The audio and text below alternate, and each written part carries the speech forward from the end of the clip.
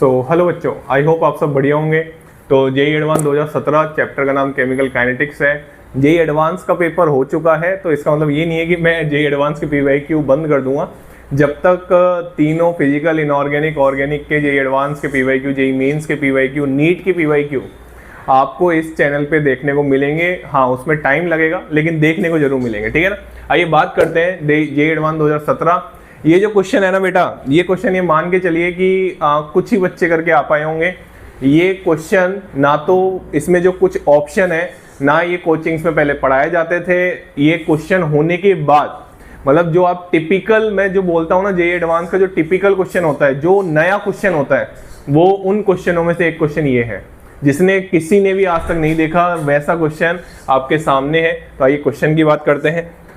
Question आपको दिख रहा होगा, कोलिजन थ्योरी से है, आरएनएस इक्वेशन का थोड़ा सा रोल है। आइए बात करते हैं कोलिजन थ्योरी। आइए बात करते हैं इन ए बाइमोलिकुलर रिएक्शन द स्टेरिक फैक्टर। आप सब जानते हैं स्टेरिक फैक्टर के बारे में। एनसीईआरटी ने केमिकल काइनेटिक्स में एनसीईआरटी अगर आप देखेंगे तो लास्ट पेज पे कोलिजन थ्योरी दे रखी है, उसमें बात कर रखी है, ठीक है ना। Steric factor P was experimentally determined to be 4.5. The correct option among the following is, ठीक है।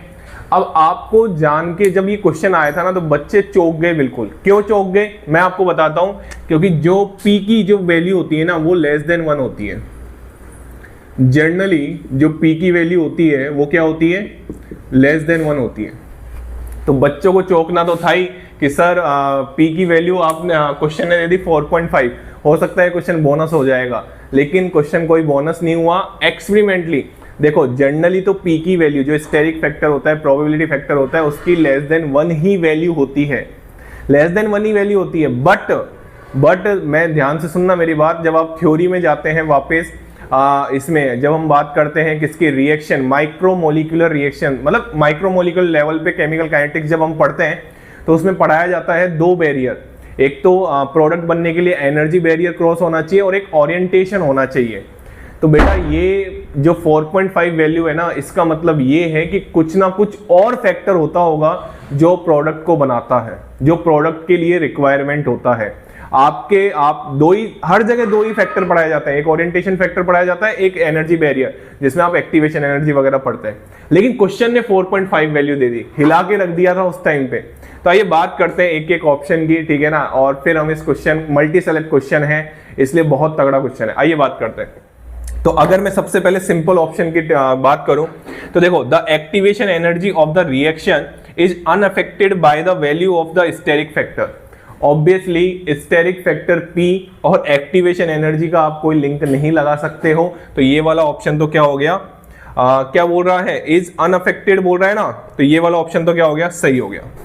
The activation energy of the reaction is unaffected by the value of steric factor, बिल्कुल सही बात है।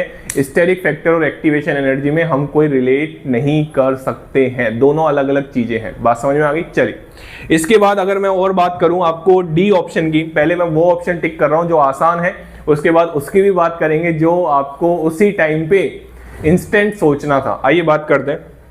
क्वेश्चन ने दे रखा है सिंस P बराबर 4.5 the reaction will not proceed unless an effective catalyst is used. मैं आपको एक आराम से बात समझा देता हूं।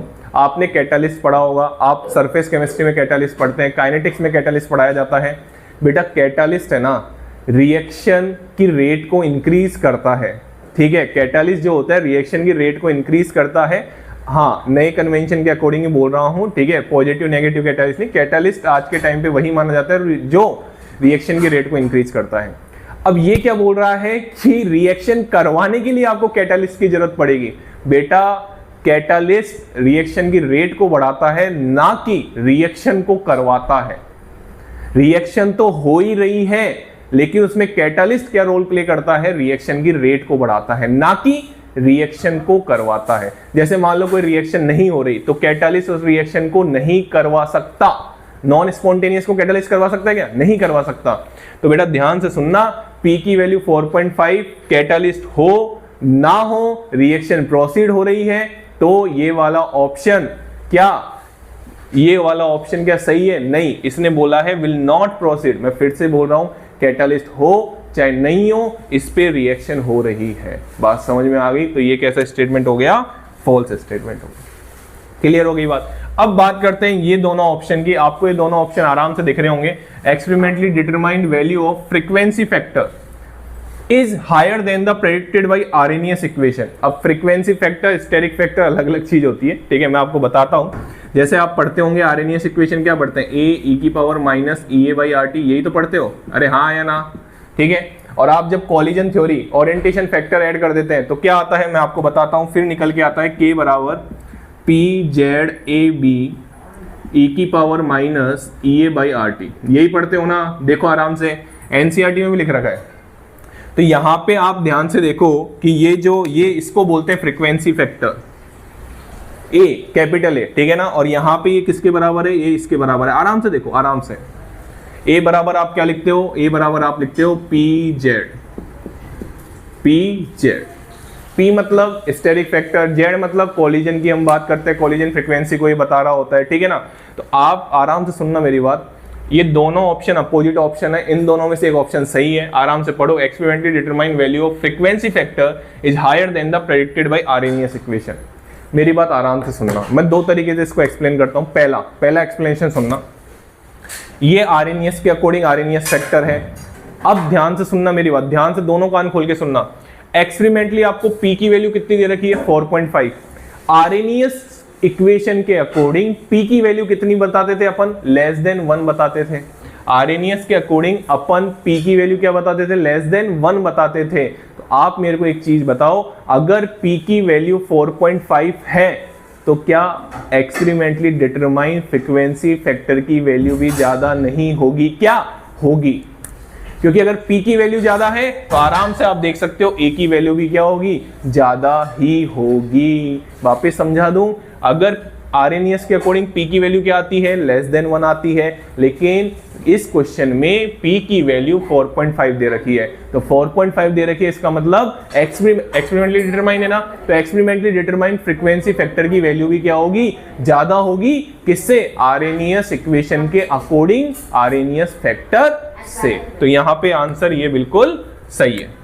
तो इस क्वेश्चन का आंसर क्या हो गया, इस क्वेश्चन का आंसर हो गया ए और सी। इस क्वेश्चन का क्या आंसर हो गया, ए और सी। पहला तरीके से समझा दिया। मेरे को पता है कंफ्यूजन हो रहा होगा आपको, सर आप क्या कहना चाहते हो। मैं आपको वापस एक बार बताता हूँ। ये आरएनएस के अकॉर्डिंग आरएनएस फैक्टर, यहाँ इस क्वेश्चन में एक्सपेरिमेंटली आप देखो पी की वैल्यू ये कब होता है, जब पी की वैल्यू लेस देन 1 होती है आरएनएस के अकॉर्डिंग।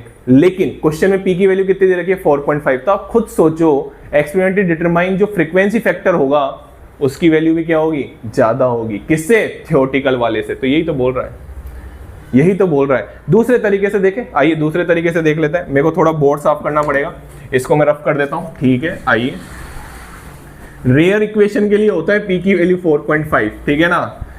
पी की वैल्यू 1 से ज्यादा रेयर इक्वेशन के लिए होता है। और आपको ये जान के खुशी होगी कि ये हार्पोन, ये तो पता नहीं पढ़ाई भी नहीं जाती, हार्पोन मैकेनिज्म, मेटल और हैलोजन के बीच जब आप रिएक्शन करवाते हैं, जैसे K+Br2 के से आप रिएक्शन करवाते हैं दोनों गैसेस स्टेट में, तो उस मैकेनिज्म हार्पोन मैकेनिज्म से जाती है वो, और उसके लिए P की वैल्यू 4.1 के समथिंग होती है।